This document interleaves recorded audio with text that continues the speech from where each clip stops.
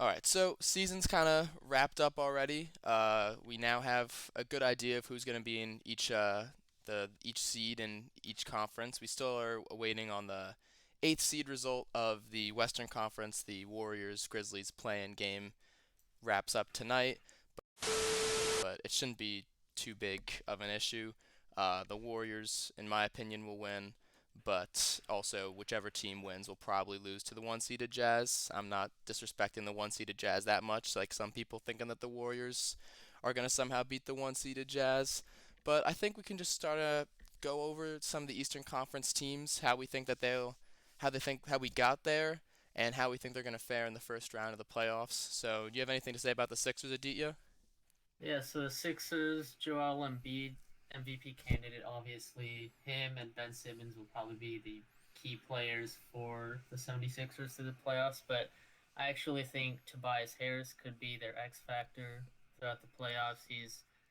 He has the ability to turn it on when necessary if Embiid or Simmons are out due to injury issues, which happens a lot. Yeah, Tobias Harris was, actually getting some All-Star buzz before, a little bit before the All-Star break. He didn't end up making the All-Star game, but he definitely has really stepped it up and kind of made a big three for the 76ers. It seems like nowadays in the NBA you need some kind of big three in order to compete for a championship. I guess with the exception of last year's Lakers, but yeah, he was definitely an X factor for that 76ers team. And I can go on to the next two-seeded Nets. The Nets, I mean, we all know what they have at their disposal. They have James Harden, they have Kyrie Irving, and they have Kevin Durant. They all were actually healthy for those last two games of the NBA season, and they looked pretty deadly. If Blake Griffin is playing, well coming off the bench, you have Bruce Brown, Jeff Green, a lot of capable shooters and defenders. If they can all put it together, I think that they're the favorites to win the NBA championship, but that's in my opinion. What do you think? Yeah, of course, the big three of Harden, Durant, and Kyrie probably unmatched. But I think Joe Harris, Bruce Brown, and Nick Claxton and the whole supporting squad will be able to help out as well, especially because at least one of the big three was hurt for most of their games together in the past half half a season. So I think those guys will be key to really helping Brooklyn get over the edge in the playoffs, Do and you especially past the one-seeded Sixers. do you think that the chemistry issues are as big as some people are making them out to be? A lot of people are saying they haven't played enough and that's why they're going to lose in the playoffs. Do you think that's going to be an issue come playoff time? No, I don't think it'll be that big an issue. It's James Harden, Kyrie Irving, and Kevin Durant. It'll be fine. All right. I mean I agree. I think that the Nets will be fine. I mean there's not they're all very capable scorers. I don't think there's even much of an offensive system that Steve Nash is really running. It's just you three are elite offensive players, go score the basketball. Yeah. So next we got the three-seeded Bucks. They made some changes this year. They got Drew Holiday, traded him for Eric Bledsoe. I mean, thank God. Eric Bledsoe was terrible on this team in the regular season and even more in the playoffs. But a lot of people think that this might be the year that the Bucks can finally break out. They have, like I've said, kind of a big three now with Giannis, Drew Holiday, and Chris Middleton. What do you think about the Bucks' chances in the Eastern Conference? I think that they might be the biggest challenger to the Nets over the Sixers just because of how well Drew Holiday plays on defense and Chris Middleton's one of the more underrated sidekicks in the NBA. He could definitely be a number one option on one of the lesser teams like a Charlotte team or a Chicago team.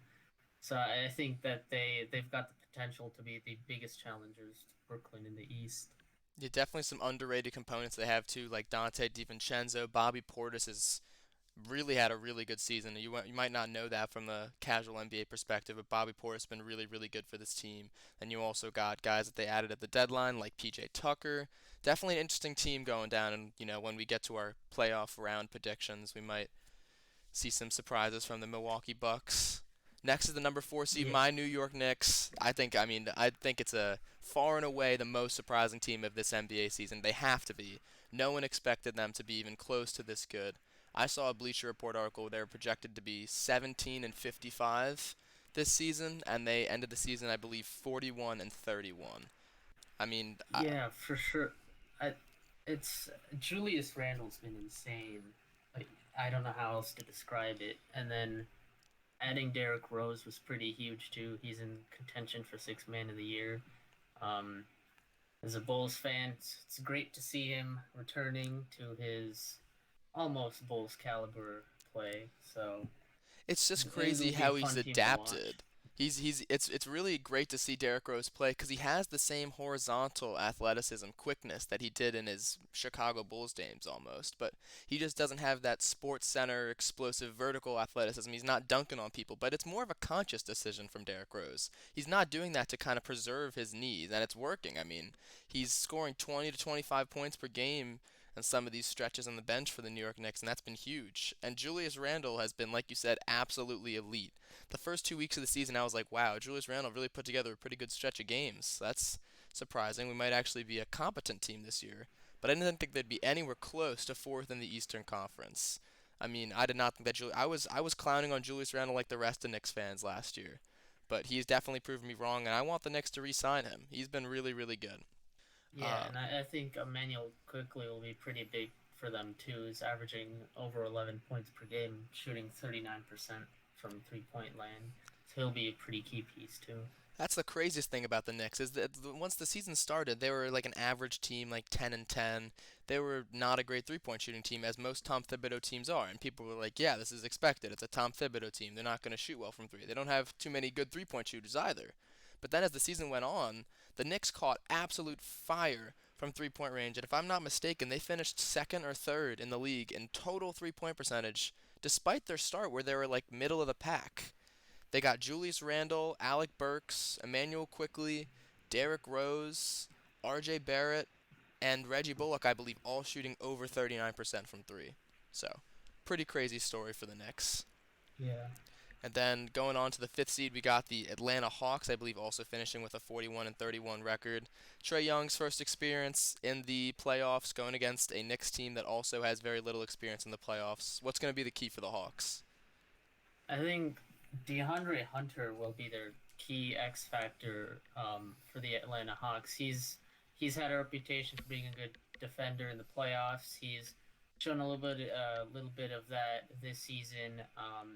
Him and Cam Reddish both have that potential. Reddish missed a bunch of games this year, and I think DeAndre Hunter he also missed a huge stretch of games this year as well. So it'll be interesting to see how the Hawks put everything together because they got off to a little bit of a slower start.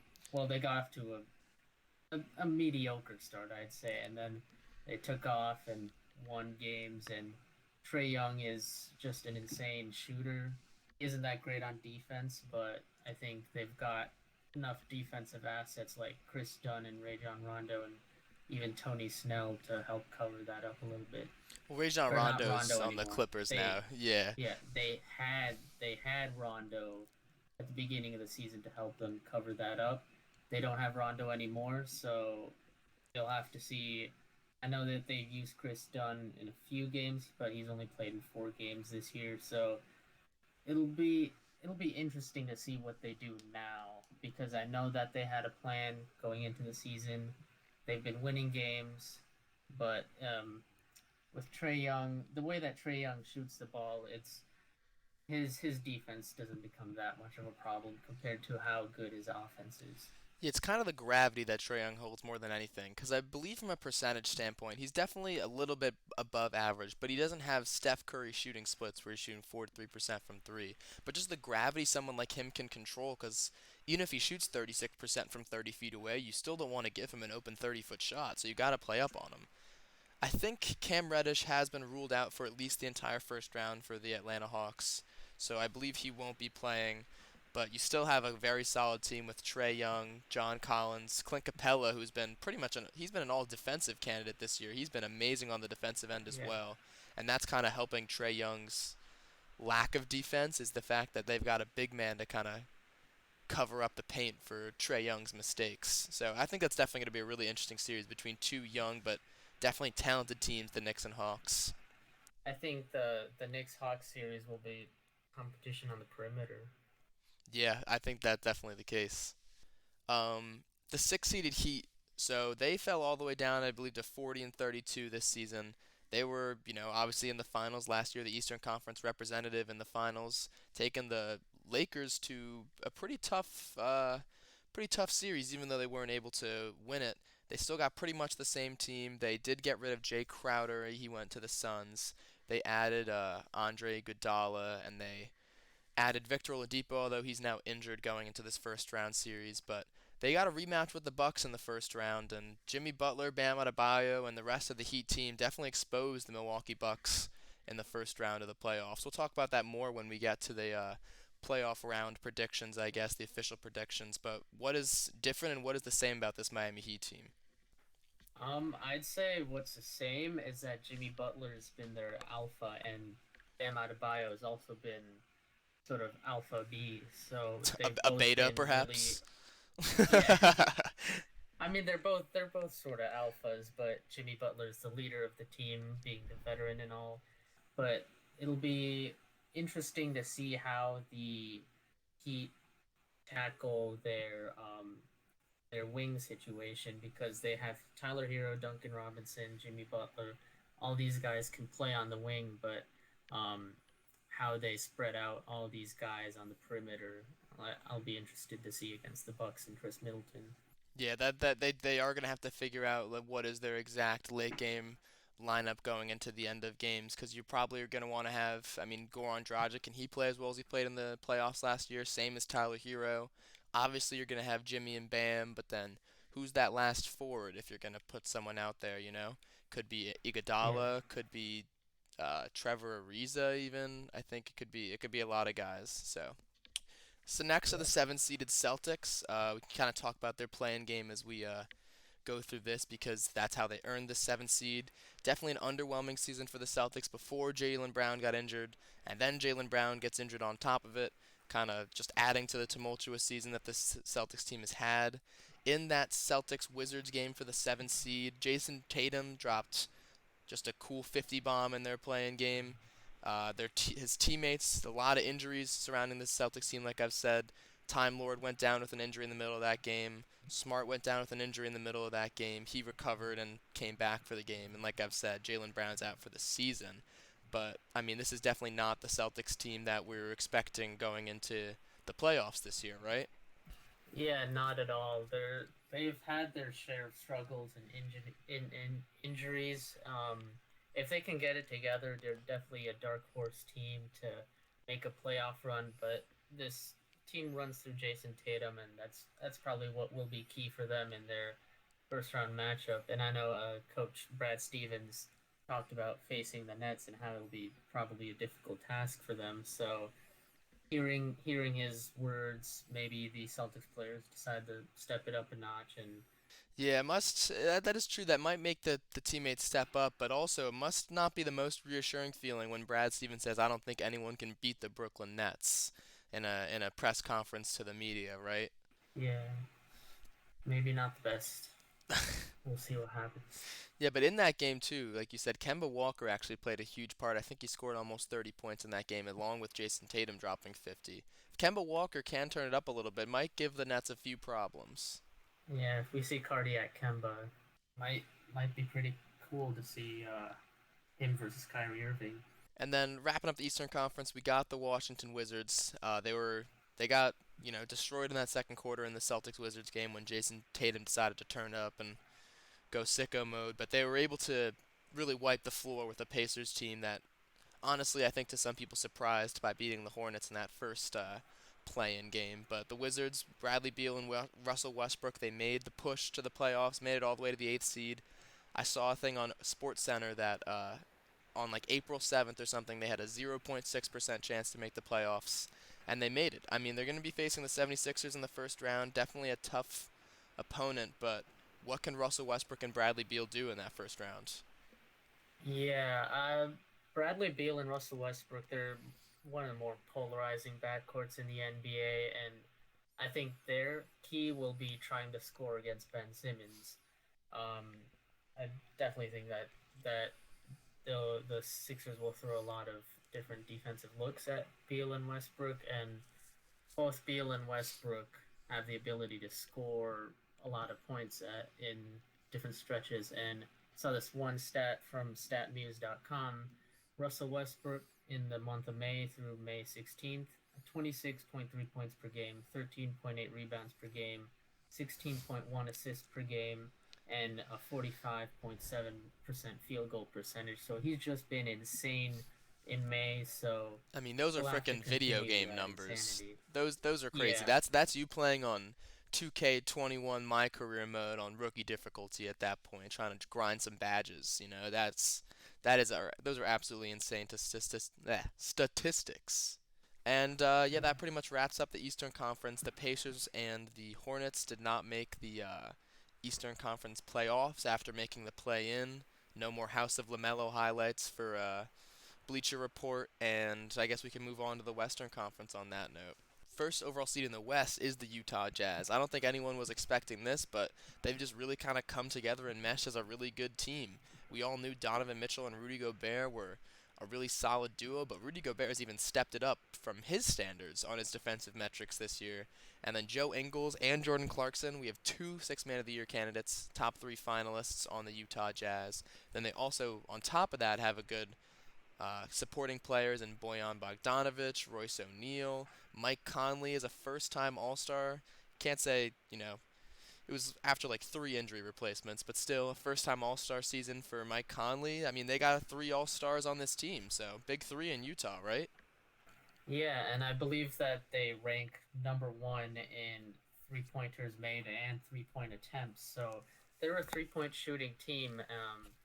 Joe Ingles and Jordan Clarkson are a key part of that, as you mentioned, the Six Man of the Year candidates. And I think they've got a really good lineup that can shoot from the outside, and then with Rudy Gobert can provide that interior defense and rebounding. So they're well rounded. We'll have to see if they can prove themselves in the playoffs because last couple of years they haven't been able to finish it off in the playoffs. But I think Donovan Mitchell and company are have a really good setup going in as the one seed. Yeah, definitely a few questions though. With Donovan Mitchell coming back from an injury, I believe he'll be back for game one, but definitely gonna have to integrate him back into the lineup. And then for Rudy Gobert, he's always been an amazing defender, even though this was his best season, I think, in terms of a defensive metric. He's always been good in the regular season and sometimes struggled in the playoffs. So definitely gonna be interesting to see if Rudy Gobert can keep it up in this year's playoffs. The two seed is the Phoenix Suns. Another surprising team on the top of the Western Conference. I don't think anyone picked this 1-2 punch of the Jazz and Suns at the top of the Western Conference, but Chris Paul is doing his Chris Paul thing, going around the league like I don't even know, a Gordon Ramsay, just trying to make every single team better in the NBA once he gets there. Uh, Devin Booker has finally going to be able to make the playoffs. DeAndre Ayton has improved a lot this year for the Phoenix Suns. Mikal Bridges has been a really, really good piece for the Suns. Cam Johnson, who a lot of people didn't like that pick from the Phoenix Suns a few years ago, has really shown that he's coming into his own as well. Didn't have the greatest draft pick with Jalen Smith, but still really set up in a good position for the NBA playoffs, don't you think? Yeah, I really didn't see them as the number two seed at the beginning of the year, but they've really shown that they've grown as a team, especially with CP3's veteran presence.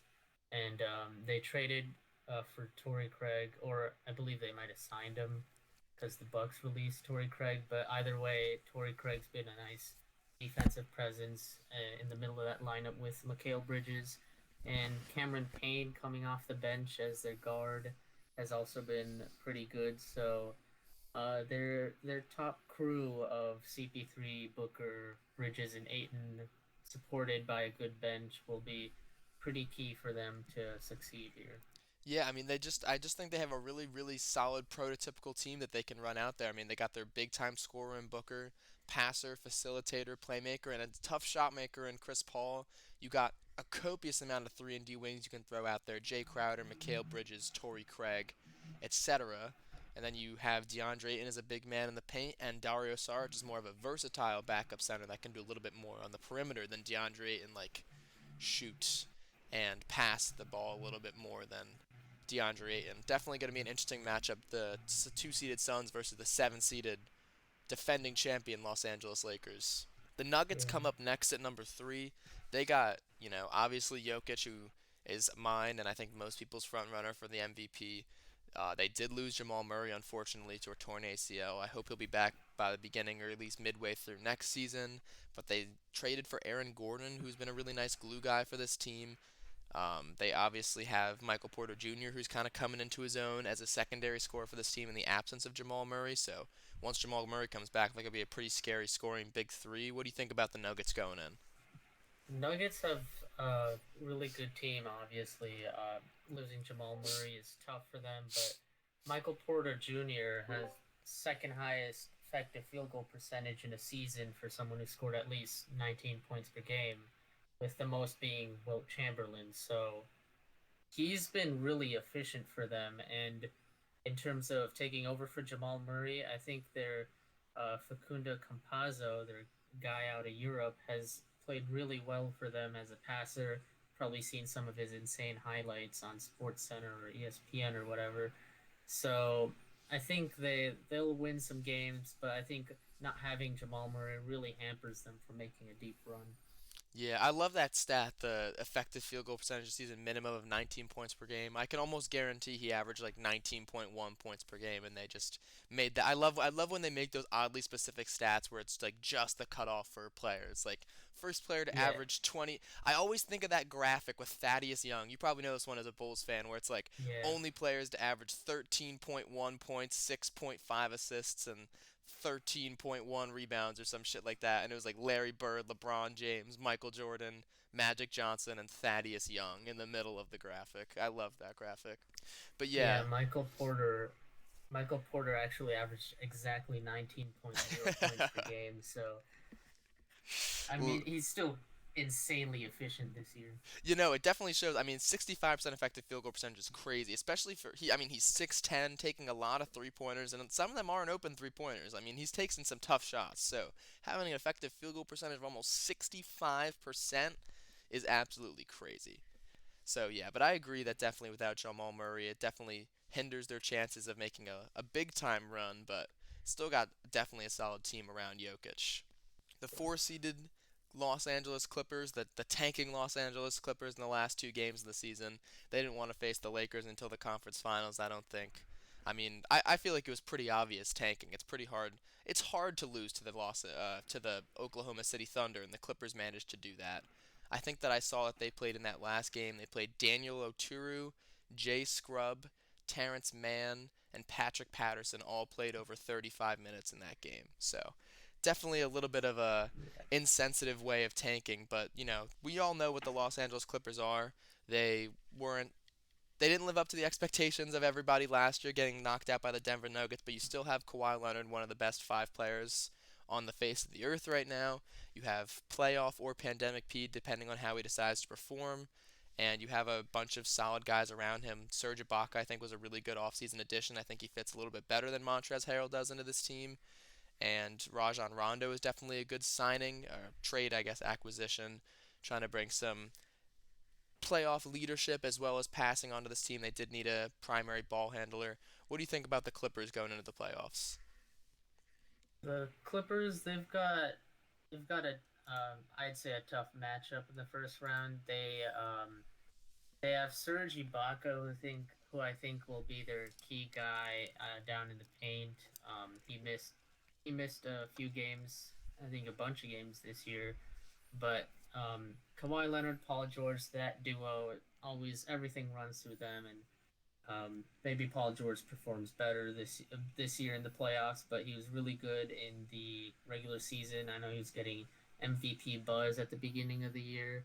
So if he can keep performing how he did in the regular season, I think the Clippers will definitely have a chance to at least make the conference finals. I mean, definitely at least probably an All NBA season for Paul George, and it'd be pretty hard to not perform better than he did in the playoffs last season. So I feel like Yeah. the only way up here.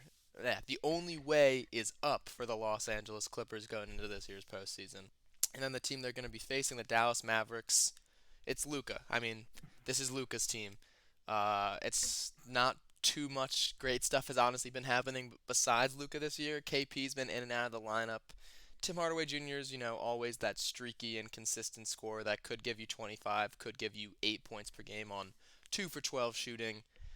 JJ Redick they got. He hasn't been too much of a contributor on the team so far. I really like Jalen Brunson as a backup point guard, but not really too much else on this team. What can the Mavericks do? Um, their supporting cast has been a little bit disappointing. They did trade for Josh Richardson, but they gave up Seth Curry for him, and Curry's been a better 3-point shooter than Richardson. But um, they've got some decent defensive guys behind Luca. I think their key will be one making sure that their primary guys like Kristaps stay healthy, and also getting contributions from the rest of the team. Um, I was a little bit surprised that they didn't use their rookie picks more, just because they were a little bit lacking on the wing areas throughout the season. But I think that they've got a good shot at beating the Clippers, but their key will be to run it through Luca, but also get like actual solid contributions from the rest of their players rather than an empty 5 or 6 points of garbage time. Yeah, I agree. Luca can definitely will lead to some wins in the regular season, but definitely gonna need some help from the supporting cast going into the playoffs. Going into these last three Western Conference teams, we got the Blazers at number 6, Damian Lillard, C.J. McCollum. We all know the man Trailblazers thing. They've been here for 5 years, kind of doing the same thing. Usually, first, second round exits. They got to the conference finals one time.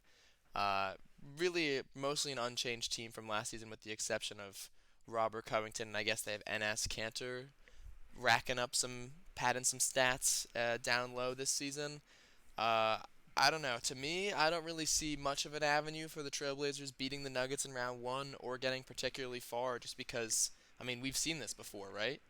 Yeah, they're always hanging around the playoffs. They're always trying to make something happen, but it runs through Damian Lillard, and that's pretty much it. They've got contributions from C.J. McCollum, and Robert Covington's a good defender, but uh, besides that, I know they traded for Norman Powell as well.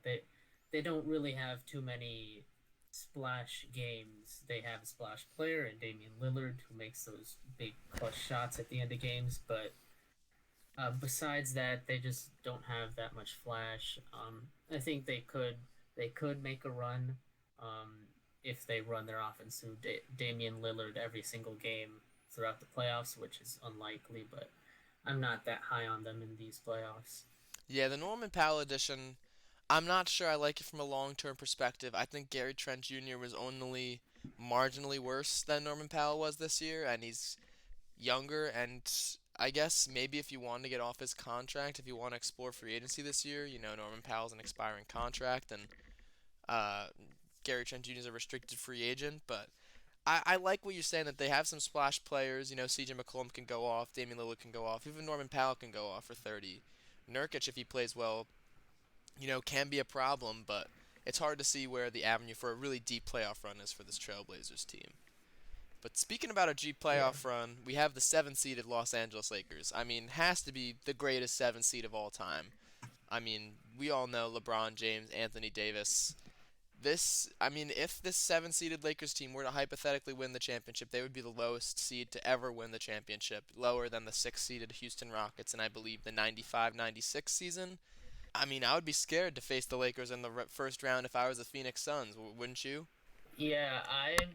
I'd say that the Lakers, LeBron and AD were hurt for good amounts of the season.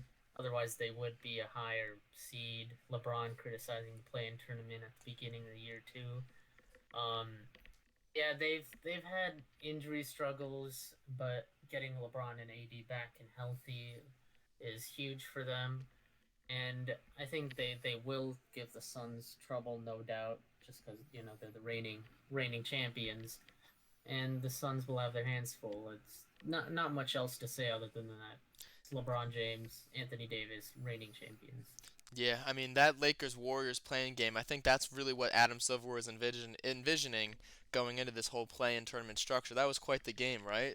Los Angeles Lakers just barely beating the Golden State Warriors. Hard to see where the play-in tournament would go up from here. I mean, you're never gonna have Yeah. players on the caliber of Steph Curry and LeBron James going at it for the seventh and eighth seeds any time in the future. But so then finally getting to our last eighth seed. We don't know who this is going to be yet. This is being recorded before the Warriors Grizzlies game, but it's either going to be the Warriors or the Grizzlies. What do you think? I mean, any predictions for that matchup? I guess Warriors versus Grizzlies for the eighth seed. Of course, I like the Warriors. They're the more exciting team because of Steph Curry. Steph Curry has the highest pull-up three-point percentage since the All-Star break at 40.6%, which is it's just insane that he's some of the shots he makes are just insane. They make you say wow every time he shoots the ball. But going to the Grizzlies, if the Grizzlies win, Jonas Valanciunas and John Morant are their two biggest players. Valanciunas has had four 20-point, 20 rebound games this season, including the play-in. So the Grizzlies can definitely make some noise as well, but I like the Warriors in the play-in game just because Steph Curry is just wild. Yeah, Valanciunas has definitely been a beast this season. I mean, I think he's kind of been a little bit underrated for the last few seasons, and he's shown that he's definitely been a really capable center this year. Um, yeah, I mean, I would like to say that I would have the Warriors winning as well. I'm a little bit hesitant because of if the Grizzlies can put it together defensively, I think that they might have the better shot with having a few more options than the Warriors, in my opinion. I mean, Steph Curry at the end of that Lakers game, they did kind of need a three-pointer, so maybe it's not exactly fair to say that. But he got locked up in the last 2 minutes of that game. I mean, he couldn't get a shot off. He could barely get a pass off. The Lakers were absolutely clamoring him. If the Grizzlies can put together that kind of defensive intensity, it's definitely going to be hard for the Warriors. But if I had to make a prediction, I would also have to say the Golden State Warriors are going to win that game and face the Utah Jazz in the first round of the playoffs. All right. So Yeah. going into kind of the some of the predictions for what we think of round one and beyond for the playoffs, we'll start off with the Eastern Conference like we did with the kind of player team recaps. We got the first seeded Philadelphia 76ers against the eighth seeded Washington Wizards. How is this series going to go, do you think? And what do you think is going to happen? I think Philadelphia is going to dominate most of these games because they're the one seed for a reason, and Washington, outside of Bradley Beal and Russell Westbrook, has some players that could make some noise, but they don't have the same arsenal that Philadelphia does to make a run. So I think that this series goes 5 games and Philadelphia takes the cake. Yeah, I mean, as the from the Washington Wizards perspective, I mean, how are you going to deal with the size of this Philadelphia 76ers team? Ben Simmons is 6'10". Tobias Harris is pretty tall as well, 6'8", 6'9", and Joel Embiid's a 7'1" monster in the paint. I mean, they're going to be. I don't think they have even close to the size to deal with them. The 76ers, like you said, have a lot of good defenders. You can put Ben Simmons on one of their guards and Danny Green, a very capable defender, on the other one. Switch in Matisse Thybulle coming off the bench. I mean, I don't really see any way that the Washington Wizards will even get a game. I honestly think it's going to be 76ers and 4. I mean, I've seen some people on Twitter saying that like Washington Wizards could give the 76ers a run for their money, but same people I saw say that Daniel Gafford can lock down Joel Embiid, and I just don't think that's possible. Yeah, I'm not so sure about that one. That sounds like some fanatical Washington Wizards fans that are finding their way Yeah. into your feed on Instagram. Yeah. Next series we got in the Eastern Conference is the Brooklyn Nets, 2 seed going against the 7 seeded Boston Celtics. Kyrie Irving going against his former team. Uh, Kemba Walker going against the guy who replaced him. Uh, Definitely would be a little bit more interesting of a series with Jalen Brown, but I mean, do the Boston Celtics can they keep up at all with the Brooklyn Nets even without Jalen Brown? I think it's gonna be really tough for the Celtics to keep up, especially if the big three of Kyrie, James Harden, and Kevin Durant are gonna be healthy. I The Celtics went through a lot of struggles, a lot of injuries. For Brooklyn, I think even if Boston can lock down the top three, it'll take a lot of their energy and a lot of Brad Stevens' arsenal to keep Kyrie Irving, KD, and James Harden in check. But even behind that, yeah, Bruce Brown and Nick Claxton and all those guys can't lock down those guys if you're spending all your energy on locking down the big three. So I think Brooklyn's got this one handled in 5 games as well. Yeah, I'd have to go with the same prediction with you there, Brooklyn in 5. If Boston Celtics, if Brad Stevens is going to come up with some really complicated scheme to somehow lock down all three of their big three, Kyrie Irving, James Harden, and Kevin Durant, you're going to have to double team some of them, and that's going to leave guys like Joe Harris, Jeff Green, Bruce Brown, who've all shot well from three-point land this season, open three-pointers. And Joe Harris, especially out of those three guys, will not miss open three-pointers Yeah. for more than for a seven-game series. So there's no way, in my opinion, that the Boston Celtics can really get this series going in their favor without Jaylen Brown. I would also probably say Brooklyn Nets in five. So, Mhm. moving on to, in my opinion, the most interesting series in the Eastern Conference in the first round, at least. Three-seeded Milwaukee Bucks versus the six-seeded Miami Heat. This is a rematch of last season's playoff series in which the Miami Heat beat the Bucks, if I'm not mistaken, 5 games. I think Giannis was out for Game 5, but they still went up 3-1 with Giannis in the lineup. Can the Miami Heat do it again? It'll be.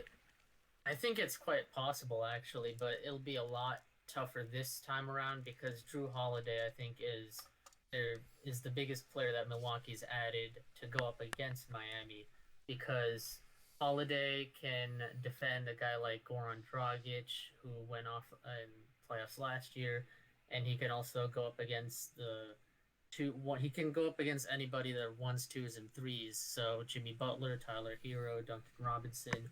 He can lock down Miami's guys, whoever's got the hot hand. So I think Milwaukee's gonna have the upper hand, especially if Giannis is staying healthy the whole series. So I give Milwaukee the edge in this one in 6 games. Yeah, I mean, it's going to be interesting because Budenholzer to me has not really been showing his reputation as being a good playoff coach in the last few seasons. If I was Budenholzer, I would probably put Dante DiVincenzo on Goran Dragic just because he's a little bit slower, he's a little bit craftier, but I wouldn't race Drew Holiday on Goran Dragic. I would be putting Drew Holiday on Tyler Hero because he's more of a volatile scorer. Drew Holiday can get up on him really close. Or this might seem a little bit surprising. I would put him on Duncan Robinson. Just keep chasing him around screens. Drew Holiday is slippery like that and fast like that. He could keep up with Duncan Robinson off of screens, and you don't want Duncan Robinson getting open three-point shots off. It's definitely going to Yeah, and be. having go ahead. I was gonna say it's definitely going to be an interesting series. I mean, I would probably have to give the Bucks the edge in seven, but I would not be surprised if Miami could put off this upset again because they have Jimmy Butler and they have Bam Adebayo, and most importantly, it seems like they have a way to stop Giannis Antetokounmpo. Their wall defense has worked really well on Giannis in the past.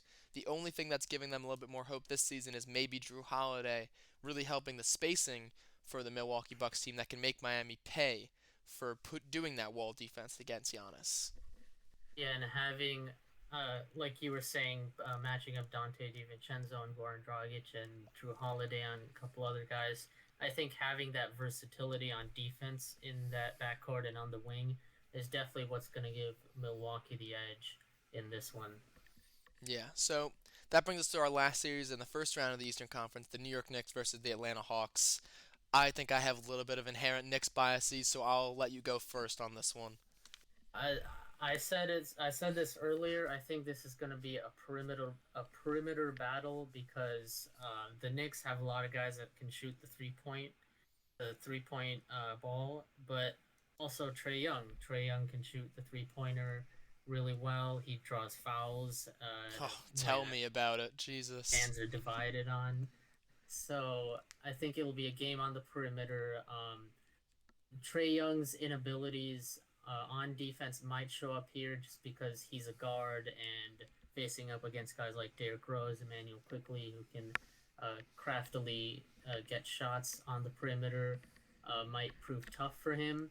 And I actually think that if the Hawks were in a better position at the trade deadline than they were, then they wouldn't have traded Rajon Rondo or released him. I can't remember what exactly they did at this moment, but I think they would have kept him and used him as their defender to help out Trey Young.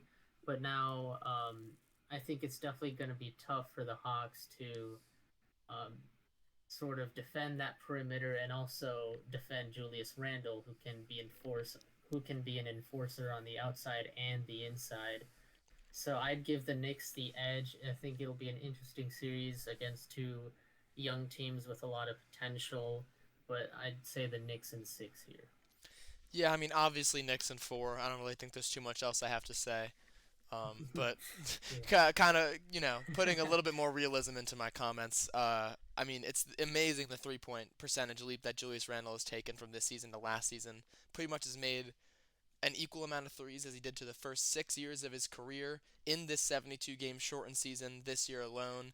Shooting 41% from three pointer when he's a career 27% 3-point shooter, I think. It's amazing, and I think that they are going to have a lot of trouble slowing down Julius Randle. I do hate the whole Trey Young fouling thing. I'm not one of the fans that likes him jumping backwards into fouls, but it works, and it is going to be something that the Knicks are going to have to deal with. Knicks, after watching them for a 72 game season, they play definitely really hard defensively, but they can easily get into foul trouble. This Hawks team is a really good free throw shooting team that does draw a lot of fouls, so something to keep in mind from the Knicks' perspective. I still think that they're going to win in 6 games, is my prediction. The Knicks over the Atlanta Hawks. Going into the Western Conference side of things, we got Utah versus the Memphis Grizzlies slash Golden State Warriors in the first round. I mean, I think that the Utah Jazz beats either of them pretty handily. I'll give I'll give the Warriors a Steph Curry blow up game, but I would say probably 4 to 5 for the Grizzlies and 5 to maybe pushing 6 for the Golden State Warriors. The Utah Jazz wins. Yeah, I'd agree with that. I'd say 4 or 5 games if the Grizzlies are in it, and 5 or 6 if the Warriors are in it. We'd probably definitely want to see the. I personally want to see the Warriors versus the Jazz just because more Steph Curry is more fun for all of us. But John Morant's a pretty exciting player to watch too. So depending on who wins that playing game, I think determines the amount of games. But no matter what, I've got Utah winning this. Yeah, I think it's pretty handily. We talked a lot about the Jazz, how versatile all around they are. I don't think there's too much debate that the Utah Jazz are going to come out of this first round series. And Mhm. next is the big one, the two-seeded Suns versus the seven-seeded Lakers. I mean, this one could go either way. You'd obviously probably want to give the advantage to the two seed, but the Lakers are not any ordinary seven seed. What is your take on this round? Yeah, I think easily if you told me a couple months ago that this was flipped and Lakers were the 2 seed and the Suns were the 7 seed, I would have agreed and said this looks like a matchup that could happen. And now Phoenix is actually the 2 seed and the Lakers are the 7 seed, and I think that this series will come down to how the Suns try and contain LeBron and AD, of course, two of the top players in the league. Um, be a lot of those 3 and D wings that the Suns have matching up against those two guys. On the inside, DeAndre Ayton, like you mentioned earlier, he's improved a lot. So he'll also be a key player um, going up against Anthony Davis on the inside. And Devin Booker and CP3, that backcourt, especially with CP3's veteran presence, um, that'll be key for the Suns. This is a tough one to predict. I think this one actually goes 7 games, and I'm gonna give the edge to the Lakers here just because it's LeBron and Anthony Davis. Yeah, I agree with you that this one is the hardest one to predict. My other hot take that was I was really thinking about was the Milwaukee Bucks versus the Miami Heat. I did eventually go back to saying the Bucks are going to win in 7. So this this is my one hot take of this first round playoffs. I feel like I had to have one. I really do think that the Phoenix Suns have a good chance of beating the Los Angeles Lakers in this first round, and I think that they could get it done in 7 games. It's obviously not going to be easy. It's hard to bet against LeBron James and Anthony Davis, but it's also hard to bet against a guy like Chris Paul. He brought a team that was way, way worse than this Phoenix Suns team and almost won a playoff round with them last year against the Houston Rockets. Devin Booker is really coming to his own as a scorer, and I just think they have a lot of depth on this team. It's going to come down to if DeAndre Ayton can contain Anthony Davis. I'm not sure he can do it. He's definitely made strides this season defensively, but he's still, I would say, at best, an average defender. But like I said, I gotta put in one hot take. It's weird to say a two seed beating a seven seed's a hot take, but I think I gotta put the Suns in 7 games in this series. Definitely could happen.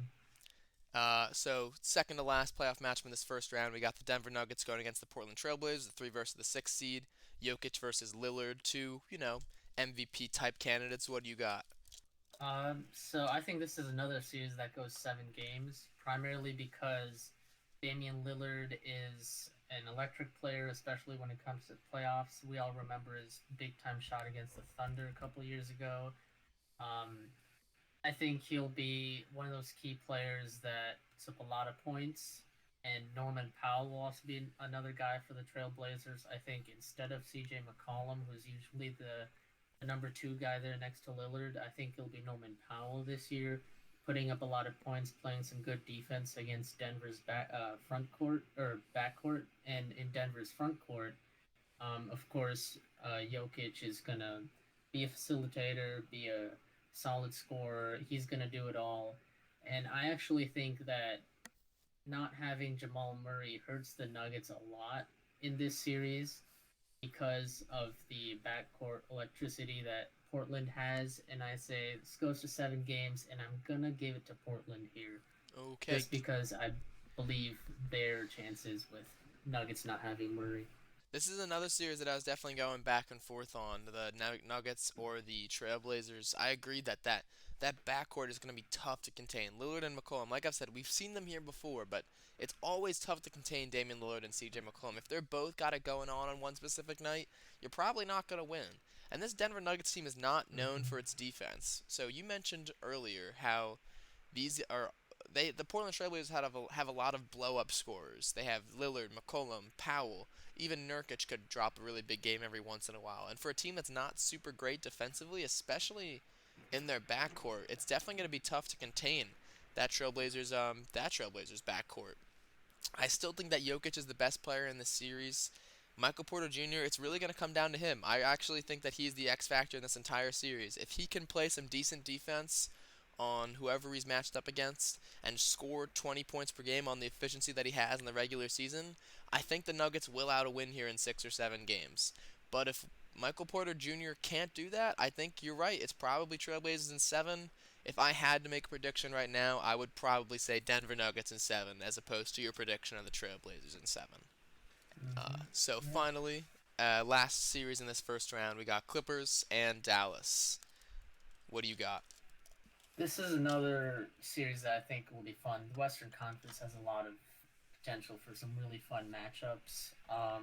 We all remember the shot that Luca hit against the Clippers in the bubble last year.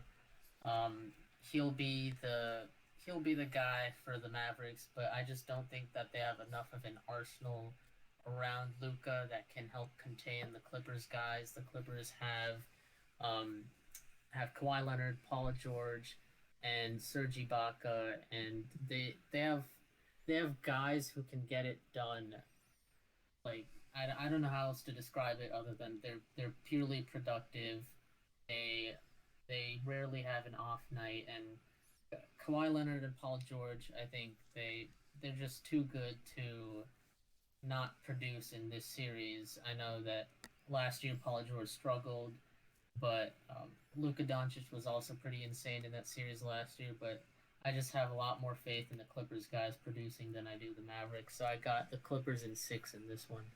Yeah, that's a pretty similar prediction I have. I think I actually would even go as far to say Clippers in 5. Don't mean to disrespect the Dallas Mavericks. Luka is an amazing player, and if he can get a second star that can stay healthy and stay productive, I think that he will make the second round, third round of the NBA playoffs. But with whoa, Kristaps Porzingis not really producing at a level that a second star is supposed to be producing at, and the Clippers' overall star power and I even over better depth than this Mavericks team.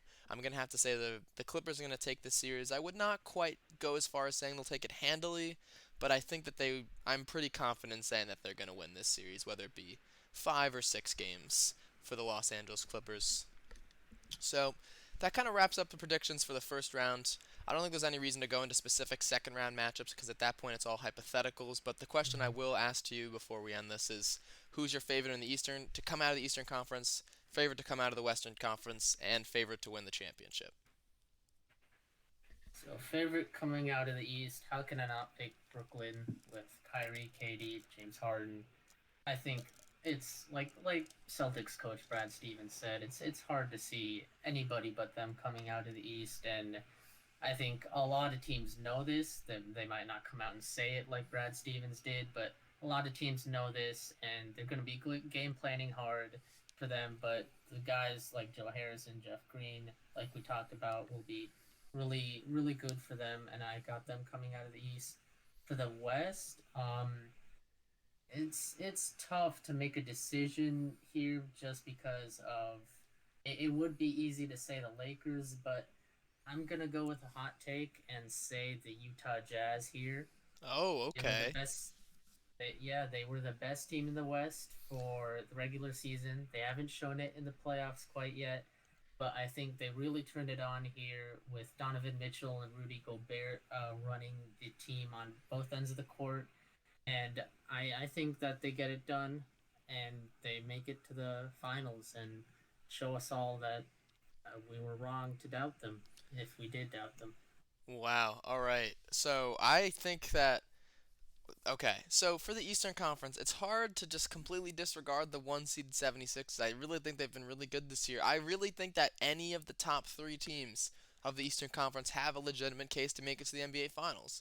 You've already said the case for Brooklyn. The 76ers, they have, in my opinion, the best big three. You could compare it with Milwaukee in this entire league, and they all happen to be in this Eastern Conference. I mean, the 76ers have had really good shooting. They have the star power, they have the depth, they have the defense. It's hard to go against them. The Milwaukee Bucks, they have reigning two-time MVP, won't be very soon, but still at the moment a reigning two-time MVP in Giannis Antetokounmpo, and a big three of their own with Chris Middleton and Drew Holiday. I think that if I had to choose, I would go with the Brooklyn Nets as well. But you definitely have to account that Philly and Milwaukee are going to be really tough contenders in that Eastern Conference for Brooklyn, assuming that they stay healthy. A lot of this is hard to speculate because of the hypothetical injuries that Brooklyn and Los Angeles could be facing. But healthy, I gotta say this that the Brooklyn Nets are going to come out of the East. Out of the West, I'm going to go with another somewhat hot take and also not pick the Lakers. Surprisingly, neither of us are choosing the Lakers. I'm going to go with the Clippers. I really think this is their year. I Mm. said that last year. Uh, wasn't right, but I really think that they've gone better as a team. I don't think that Paul George will play nearly as bad as he did in last year's playoffs. And in my opinion, I wouldn't say they have the easiest road to the championship out of the teams in the Western Conference, but the Lakers would have to face the Suns, probably the Nuggets, and then the Clippers, and that would be quite the tough road. Dallas is not going to be a pushover, but they'll get Dallas, and then they'll get Utah, which I think is going to be a tough team, your team, to come out of the Western Conference. But I think that the Los Angeles Clippers can really Yeah. do it this year and make the NBA Finals. So I think it's going to be Clippers versus Nets. You seem to think it's going to be Utah Jazz versus Nets. Do we pick the Nets to win the championship? Yeah, I think so. I would have to give it to the Nets. They're just too good. I gotta say. Yeah, if I'm going Clippers versus Nets as my hypothetical matchup, I mean the Clippers match up somewhat well as you can match up to the Nets, I would say. You have Paul George that can guard Harden, you have Kawhi that can guard KD, and you have some combination of Rajon Rondo and Patrick Beverley that can guard um, Kyrie Irving. They both have very productive bench pieces. Marcus Morris versus Joe Harris, Serge Ibaka versus Nicholas Claxton. There's a lot of interesting matchups to put up in that series, and I think it's going to be. I think that would go to a 6 or a 7 game series, but I think at the end of the day, I also have Mm. to pick the Brooklyn Nets coming out and winning the 2020-2021 NBA championship. Like I was saying, though, barring health and barring any additional injuries happening to any of these teams, obviously hard to speculate. I was gonna add on Brooklyn's definitely got that expectation of winning the championship. Like you got three of the top players in the league. You've definitely got that expectation, and they know that they've got that weighing on them, and that's gonna motivate them. I do think, and if they don't win the championship, if they don't even make the finals, I think that would be a huge disappointment for them and for their big three. I think that's a big storyline to watch as we go through this playoff. Is I think there's a lot of teams, more than usual, that really have an expectation of making it to the NBA Finals. You got Giannis, who's been here. I think this is his third or fourth year really being a star in the playoffs. He there was rumors he was going to leave. He signed that big 5-year extension, but he probably really wants to make some real noise in the playoffs and hasn't been able to do that in it yet. You have the Nets, who obviously have the expectation of winning a final with their big three. You got the 76ers, who want to show that they're here for real. I mean, I think they're expecting themselves to get to the NBA Finals as well. And on the Western Conference side of things, you got the top two seeds, who it seems like almost no one is choosing to make the finals: Utah Jazz and the Phoenix Suns. You got the Los Angeles Clippers and Los Angeles Lakers, who were the two finals favorites last year and didn't make too many changes, and the changes that they did make were almost for the better. So I feel like you really got 7 teams or so that really have an expectation of making it to the finals. It's definitely going to be something interesting to look at as the playoffs progress. Well, this was fun. I'm excited to see how our playoff predictions unfold and how wrong we both are.